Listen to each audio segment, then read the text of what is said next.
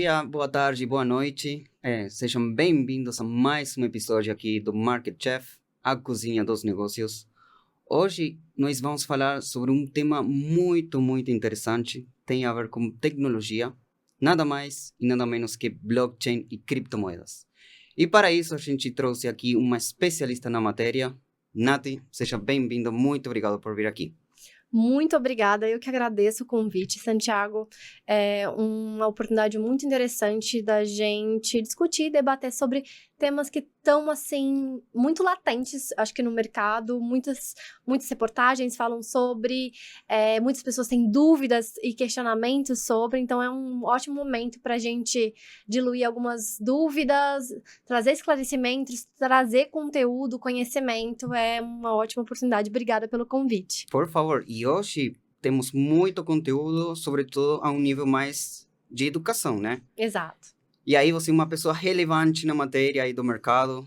Para quem não conhece, Eu sou modesta. Pode contar um pouquinho o que você é, que coisas faz aqui no mercado? Com certeza. Eu sou advogada de formação, Santiago. Eu iniciei no mercado de ativos digitais, já estou há mais ou menos 7 anos no ramo, no setor de ativos digitais no Brasil. E ao longo da minha jornada, eu assim, fiz de tudo um pouco. Iniciei com a parte de consultoria mesmo, para pessoas que tinham interesse, empresas que tinham interesse. E aí, a minha jornada nesse ecossistema, ela foi mudando. Depois eu estudei programação de smart contracts para conseguir realmente me aprofundar na tecnologia, entender melhor, conseguir até ajudar os meus clientes, à época, a estruturar projetos envolvendo ativos digitais, blockchain. E aí, depois, comecei a lecionar também programação, então eu realmente fiz uma imersão nesse ecossistema, e depois disso eu entrei em uma empresa, uma corretora, fiz também uma atividade bem legal e voltei a minha área, assim, mais para negócios. Então, hoje, eu me posiciono mais como uma empresa, como uma pessoa que atua numa vertente mais de geração de leads, geração de negócios, uma parte mais hunting, né, de hunting. E é um ecossistema muito rico. Acho que a gente está vivendo um dos melhores momentos no que tange ativos digitais. E aí é todo um panorama, né? A gente está vivendo o que eu chamo de uma tempestade perfeita, porque a gente tem, de um lado, um regulador, que ele é muito... Reguladores, na verdade, que são muito abertos, né? Nós temos ali a CVM, nós temos o Banco Central, que são reguladores que propiciam um ambiente de discussão, de debate, de fomento, para conseguir avançar sobre algumas pautas. E o mercado tem uma demanda também muito grande, porque o varejo, as pessoas físicas e as pessoas jurídicas, elas têm muito interesse em consumir tendo em vista as benesses que a blockchain pode promover em com os seus produtos e com os seus serviços. E claramente nós estamos num momento favorável, né, para entrar no mercado, para saber mais um pouco, adquirir novos conhecimentos, né, sobre blockchain, cripto e tal. Mas na sua opinião, que você meio que já falou, como você vê o mercado atualmente? Ou seja, em termos tanto de desenvolvimento mais técnico, né, por seu lado aí mais de programação, e na parte mais jurídica, vamos falar assim, que é a parte mais de regulação. Qual a sua opinião? Como que você vê atualmente o mercado? Eu acho que, assim, um momento de mercado, a gente está vendo uma acentuação no interesse de grandes institucionais, grandes entidades institucionais, bancos, tendo interesse com relação a esse tipo de temática, como absorver a tecnologia para tirar o proveito das características que ela tem, porque a blockchain, ela... assim, na natureza dela, na essência dela, ela tem algumas características, que é a questão da transparência que ela gera, a questão dos registros e distribuição desses registros, que nada mais, nada menos do que um grande livro-razão, em que você anota diversos registros de transações. E esses registros, eles são guardados, são armazenados de uma forma segura, porque tem essa distribuição da rede, essa estrutura, essa arquitetura da rede distribuída, torna ela extremamente confiável. Então, todas essas características e essas benesses que podem ser usufruídas da tecnologia, como podem ser absorvidas pelas entidades financeiras, por exemplo, as instituições financeiras, por exemplo. Então, a gente está nesse momento em que existe um grande interesse, mas, em contrapartida, essas instituições financeiras, elas acabam encontrando algumas barreiras a nível regulatório, porque como implementar e extrair esse benefício da tecnologia e ter conformidade, né? Estar compliant com as regras que são extremamente rígidas para o mercado financeiro. Então, para isso, a gente precisa de um nível regulatório que ainda não chegamos lá, mas o interesse é muito grande. Então, a gente está vivendo um momento de virada. O principal regulador no Brasil do mercado de ativos digitais é o Banco Central, né? Veio o marco legal das criptomoedas ali no finzinho de 2019 e ele indicou que haveria um regulamento, né, posterior, um decreto presidencial que traria quem seria o regulador, e esse decreto presidencial veio em 2023 indicando que seria o Banco Central.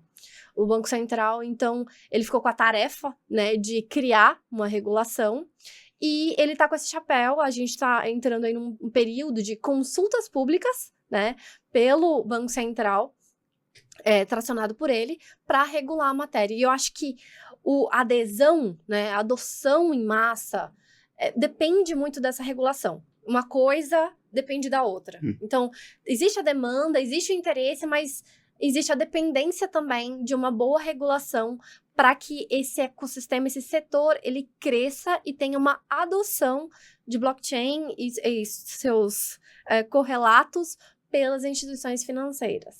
Então, poderíamos resumir que atualmente o contexto está sendo muito favorável porque tem uma tecnologia que vem em contínuo avanço e tem uma maior adopção por parte tanto das pessoas quanto das empresas, e isso também está caminhando em conjunto com uma regulação. E aí, quando você tem esses dois caminhos, essas duas coisas juntas, aí quais são os principais casos de uso de cripto, por exemplo? Ou quais são os principais casos de adopção da tecnologia? Da tecnologia em si, são diversos casos de uso. Então, desde a adoção da blockchain para cadeias de suprimentos, supply chain. Então, várias empresas adotaram, e aí a gente pode mencionar grandes nomes no mercado, e nesse segmento, para diversos casos, como, por exemplo, rastreamento, para você certificar a origem de grandes marcas, marcas muito caras, de grife. Elas querem certificar a autenticidade e originalidade daquele produto. Tem também com relação a diamantes, existem joalherias que você consegue certificar que aquela joia, ela não tem uma origem de mercado negro. E também a gente tem uma outra vertente que é, por exemplo, para você certificar a origem de produtos alimentícios, com relação a produtos de origem orgânica ou vinhos. Você consegue rastrear toda a cadeia de suprimento e ver todo o contexto da origem dos produtos que forem utilizados para determinados alimentos. Isso é muito legal. Mas a gente está vendo também a adoção para outros tipos de uso, como identidade. Por que hoje a gente precisa, para se identificar, tantos documentos? Por que a Nathalie, ela precisa ser identificada com RG, um CPF, um número de passaporte, o registro de trabalho, o número da OAB? Por que eu preciso de tantos números? Por que eu não poderia ter um token que me identificasse enquanto indivíduo e lá dentro eu tivesse todas as minhas subidentificações, entendeu? Então, eu acho que a gente está caminhando também com a adoção da tecnologia blockchain para outras vertentes. E, especialmente, eu acho que é o ponto crucial para o mercado financeiro. a gente vê o maior valor, a maior possibilidade de incremento mesmo, trazendo benefícios, tem um potencial muito grande. Porque a gente caminha, pelo menos no Brasil, e eu acho que o Brasil, o Banco Central e os reguladores, eles têm um papel muito fundamental com relação ao avanço. A gente é muito inovador aqui, no que tange a finanças. Então, a adoção de tecnologias para o mercado financeiro. A gente avançou muito nos últimos anos e, por exemplo, nessa toada, a gente segue por um caminho de economia tokenizada. A gente tem como basilar, assim, mundo ideal, que a gente vai ter uma economia em que os ativos financeiros vão estar tokenizados, títulos públicos federais vão estar tokenizados, inclusive, e aí um dos pontos que eu gosto de mencionar é o Drex, que é o piloto do Real Digital. Eu não sei se todo mundo conhece sobre esse projeto ainda, mas nada mais, nada menos do que esse projeto é a tokenização. É uma construção de um sistema financeiro nacional em que todos os atores do mercado, todos os bancos foram convidados para participar e eles vão rodar, né? Eles vão ser onboardados numa mesma esteira de tecnologia baseada em blockchain. E aí os ativos financeiros vão estar tokenizados nesse ambiente. É super, super interessante esse tema. Vamos baixar um pouco mais aí os conceitos que às vezes são um pouco mais técnicos, e para quem a primeira vez que ouviu falar sobre a tokenização da economia, vamos aprofundar mais um pouco na tokenização da economia, os desafios que tem, tanto a nível de desenvolvimento, tecnologia e regulação, mas eu acho que isso é o futuro, na minha opinião. E como as empresas estão indo para uma economia tokenizada. Quais seriam os fundamentals de uma economia tokenizada ou da tokenização?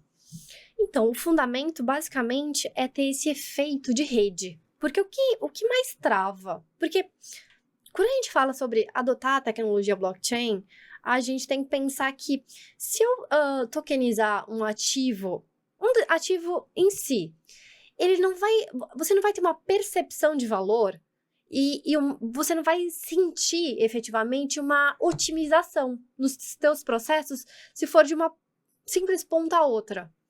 Agora, se você pensa que todo o sistema financeiro nacional vai estar onboardado uma mesma tecnologia, e aí, dentro dessa mesma tecnologia, você consegue fazer uma transação entre bancos diferentes e você começa a ter uma percepção desse valor, porque vai otimizar tanto, vai trazer tanta dinâmica, uma fluidez tão grande, que aí você vai sentir. Então, esse efeito de rede é o que gera essa percepção de valor. Não, isso agora otimizou no meu dia a dia, eu consigo fazer transferências de uma forma mais simples.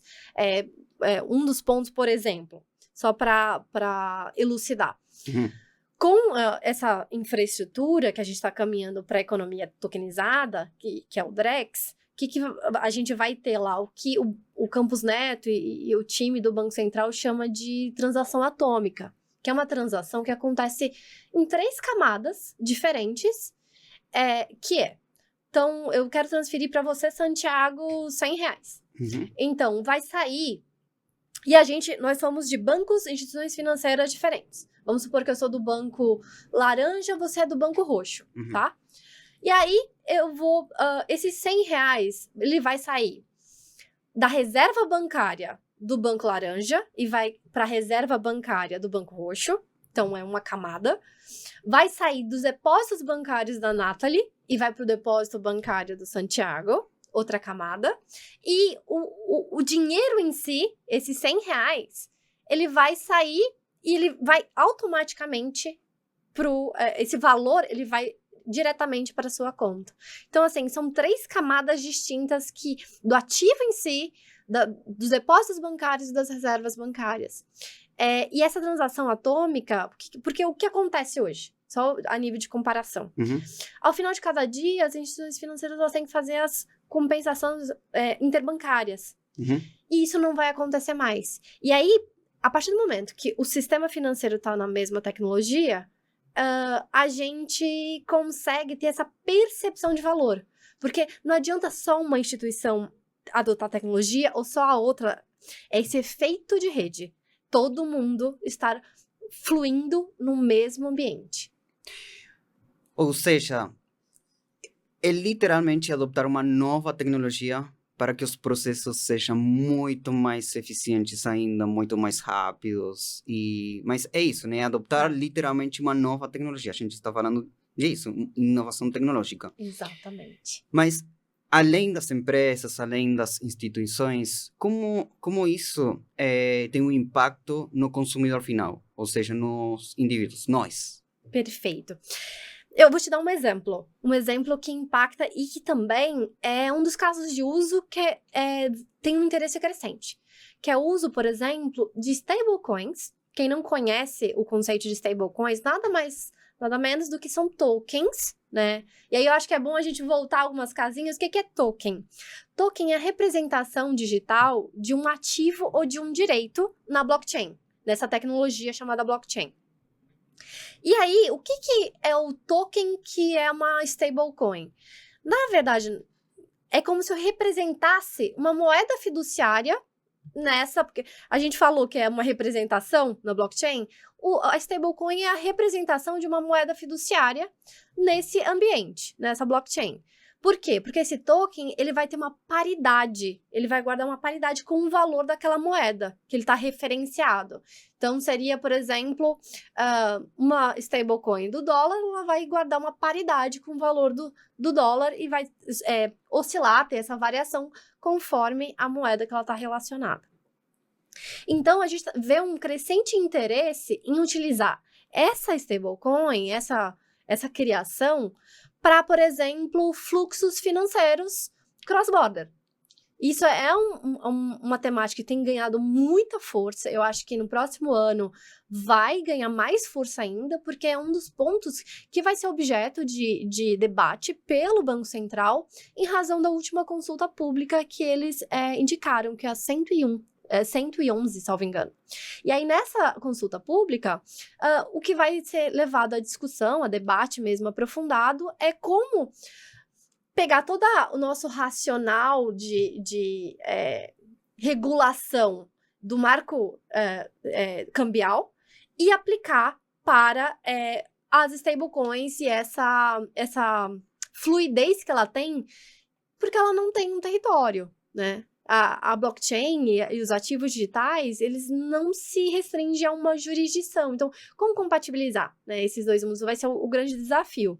Mas, falando sobre incremento, como nós vamos perceber, veja, se você usa, qual o principal diferencial? Se você usa um sistema como o Swift, que depende de uma rede, um sistema de mensageria e bancos correspondentes, você leva dias para conseguir fazer uma transação. E se você utiliza stablecoins, você consegue fazer uma transação transfronteiriça em segundos. Então, eu acho que o incremento, né, de velocidade, de agilidade, de dinâmica é brutal, e as pessoas percebem esse valor. Eu acho que esse é um fator maior para que a adoção aconteça em grande escala. É a capacidade de realmente dinamizar e tornar a nossa vida, nosso cotidiano mais fácil. Um dos maiores casos de uso, sem dúvidas nenhuma, são as stablecoins, né, por causa de que eu consigo enviar criptomoedas para, sei lá, minha irmã que mora na Austrália, e eu preciso de enviar, sei lá, dólar, eu uso stablecoins. E assim, tipo, um tempo quase que real. Mas aqui, eu queria trazer, não posso deixar de falar sobre Bitcoin. Nas últimas semanas, Bitcoin superou $100 mil. Mais uma vez, para o mainstream, tá todo mundo falando sobre Bitcoin, se investir ou não. Claramente a gente aqui não vai dar dicas de investimento. Mas comprar em Bitcoin é bom. Mas estamos num momento que, de novo, o mercado começou a aquecer. Justamente por tudo que a gente veio falando, né? Sim. Adopção, uma regulação que está indo muito mais favorável e tal. Mas, na minha opinião, ainda segue o Bitcoin e as cripto como forma de investimento. E aí, na sua opinião, o que está faltando para que o mercado cripto geral consiga de alguma forma, se posicionar, ultrapassar tudo que seria o mainstream, que todo mundo daqui já esteja usando criptomoedas, bitcoins, stablecoins, sei lá. O que está faltando para que o mercado termine de se consolidar? Eu acho que, assim, tem duas partes. Uma delas é a parte do investimento, que muitas pessoas ainda têm medo. E isso, com relação a ativos digitais, isso está muito atrelado com um histórico, né? Foi utilizado esse tipo de ativo para golpes financeiros, como já foi, e eu sempre menciono casos como o do boi gordo, do avestruz, sempre pegam classes de ativos e utilizam para ludibriar, enganar e montar pirâmides financeiras. E o estigma, eu acho que o que falta é a gente conseguir, através da educação, eu acho que é um papel muito importante de ter esse tipo de conversa, ter esse tipo de papo, para justamente pulverizar conhecimento e retirar esse estigma do passado. Eu acho que o histórico, ele precisa ainda dessa veia educacional, é muito importante.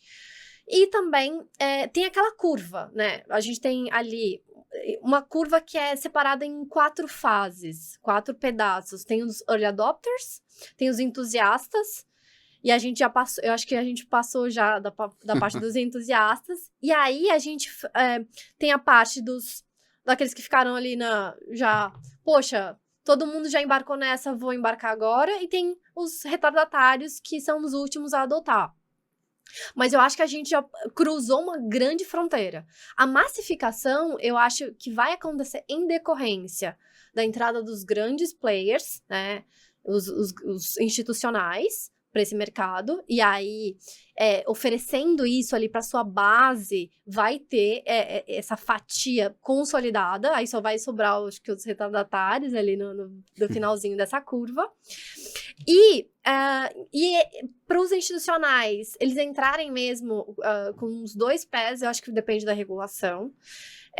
E uma outra vertente, que não é essa da parte de investimento, porque esse eu acho que é o cenário da parte de investimento, é a utilização, por exemplo, desse caso que eu mencionei das stablecoins, sem você perceber. Então, você tem ali uma infraestrutura do seu banco mesmo, e você faz o envio de determinado recurso para uma carteira da sua irmã, e você não sabe que ali, nas camadas ali, está sendo utilizado stablecoin, mas você está utilizando.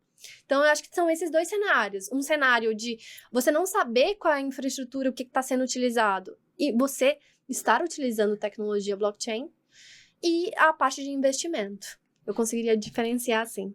Eu acho que é igual do que acontece com a internet, né? Uhum. No comecinho, que você tinha que conectar seu computador e fazer aquele barulho aí, mas hoje a gente não percebe mais porque a experiência e o desenvolvimento dos produtos evoluiu tanto que hoje a gente nem percebe que está se conectando na internet. E ninguém sabe, quer dizer, na maioria das pessoas, ninguém sabe como que realmente funciona por detrás, sabe? Como se conecta na internet. E acho que esse vai ser também o mesmo caminho aí com a tecnologia blockchain. Mas sim, precisa de ainda muita educação, quais são os benefícios e assim, ponto principal que é uma nova tecnologia, justamente.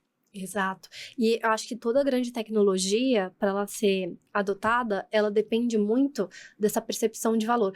Se a nova tecnologia, ela não gera, qualquer tecnologia, IA, se ela não gera um incremento a nível de eficiência do modelo anterior e ela é mais econômica, ela não é adotada.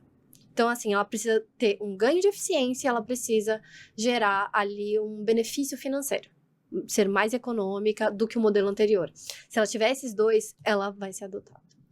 E aqui acho que tem um ponto principal, eu não sou especialista, né, lógico, mas tem muito a ver da forma que você vai regular uma nova tecnologia. Porque, na minha opinião, você tem 2 caminhos. Você regula de forma para continuar evoluindo essa tecnologia, ou você regula tanto que pode até matar essa tecnologia, né? Sim. E aqui acho que, de novo, trazendo um pouco mais o que a gente estava falando sobre o projeto Drex, e meio que já para ir finalizando aqui, o projeto Drex é super relevante, né, para uma adopção massiva. Na sua opinião, por que é tão importante, né, o Drex dentro do mercado, já nem no mercado brasileiro, a um nível global? Sim, com certeza. A regulação tem esse papel, como você mencionou. Você tem que ter uma. Existe uma linha muito tênue entre você regular. Regular. Não regular é ruim, porque impede, dá uma incerteza jurídica, dá uma insegurança com relação a o que pode, o que não pode, quais são os limites. Isso faz com que institucionais não entrem no mercado. Então, não regular é algo que é ruim. E regular demais, você pode engessar a ponto de tornar o mercado brasileiro não competitivo, impedir a evolução e o avanço da tecnologia. Então, é uma linha muito tênue que tem que ter, assim, um trabalho muito forte do mercado orientando o regulador e o regulador estar aberto a ouvir o mercado. E eu acho que a gente está muito bem nesse aspecto, porque veja, o próprio regulador, que é o Banco Central, ele tem projetos inovadores como o Drex, que vem numa esteira de inovação já desde o Open Finance, desde o Pix e agora o Drex. E por que é importante um projeto como o Drex? Porque, basicamente, o Banco Central, ele falou assim, ó, a gente viu aqui, e isso tem até nos slides dos membros do Banco Central que estão à frente do projeto, nós nos inspiramos no DeFi, nas finanças descentralizadas, e vimos que tem uma tecnologia com potencial de gerar um valor muito grande aqui. E aí a gente quer tentar trazer essa tecnologia para gerar interoperabilidade entre todos os entes, as entidades, bancos comerciais, bancos de investimento, instituições de pagamento que integram o STR, que é o Sistema de Transferência de Reservas. Como é que a gente vai fazer para todo mundo adotar? Eles fizeram, basicamente, um convite, né, através de um edital, dos participantes, esses bancos, para participar do projeto piloto do Real Digital. Então, por que é importante? Porque ele, basicamente, convidou e chamou atenção para todo o mercado. Olha, daqui para frente, a gente vai criar uma esteira de tecnologia baseada em blockchain. E aí, todos os atores do mercado tiveram que montar times especializados, contratar engenheiros, arquitetos de blockchain, e todos os olhos agora estão voltados para essa economia tokenizada, porque a gente tem a tokenização do real, né, através da tokenização das reservas bancárias e dos depósitos bancários, e a tokenização também, dentro ali do Drex, dos títulos públicos federais. Então, títulos ali do Tesouro vão estar tokenizados. Dentro desse cenário, os bancos tiveram que se movimentar no sentido de adotar e começar a estudar a tecnologia. Até então, havia uma certa resistência, mas agora todos, na verdade, perceberam que é melhor você absorver isso e é uma corrida para quem lança novos produtos, pensa em novas estratégias. Então, está fomentando. Basicamente, esse projeto fomentou o mercado de ativos digitais no Brasil. Nossa, é um tema super, super rico, super relevante, né, para a atualidade.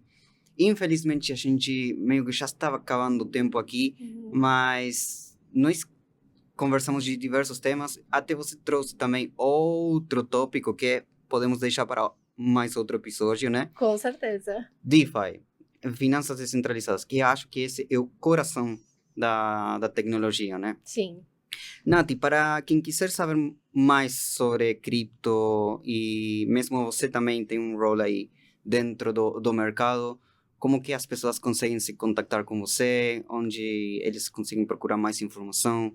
Perfeito. Podem me contatar, tirar dúvidas, enviar perguntas, tanto no LinkedIn, Nathalie Diniz, com THY, e também através do meu Instagram. Eu tenho um Instagram profissional, ADV, Nathalie Diniz. Podem me contatar, eu sempre tiro dúvidas, sempre auxilio aí quem está entrando no mercado ou tem alguma demanda específica. Nath, muito, muito obrigado mais uma vez. E, bom, segue aqui o convite aí para próximos episódios. Com certeza. Obrigada pela atenção de vocês e audiência. Pessoal, esse foi mais um episódio aqui do Market Chef. Siga-nos aí nas redes sociais, aí curtam aí, deem like e tudo para seguir evoluindo esse canal e indo muito mais para frente. Gente, muito obrigado e espero vocês nos próximos episódios.